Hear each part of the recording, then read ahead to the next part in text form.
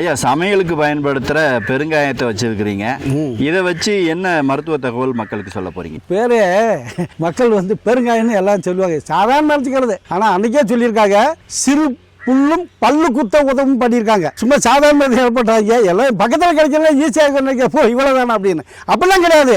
இதுக்கு பேரே பெருங்காயம் அப்படின்னு இருக்காங்க. பெரிய காயத்தில் ஆற்றக்கூடிய அற்புதமான மருந்து நேர்களே. நம்ம சாப்பாடு, ரசம், குழம்புல அனைத்துலையும் இதை வச்சுருப்பாங்க.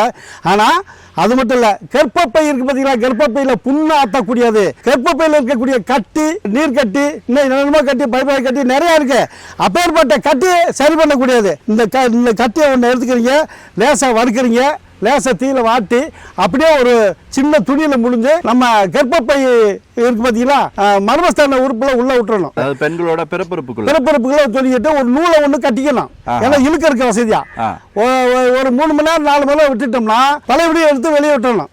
இது மாதிரி ஒரு 5-6 தடவை செய்யும்போது உள்ள இருக்க தேவையில்லாத நீர்க்கட்டின்னு சொல்லக்கூடியலாம் ஆட்டோமேட்டிக் காணாம பெருமையா.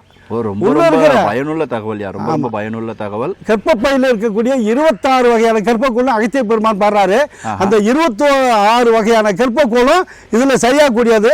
அப்பேற்பட்ட பெரிய காயத்தில் ஆற்றக்கூடிய பெருங்காயம். நன்றி ஐயா, மிக்க நன்றி.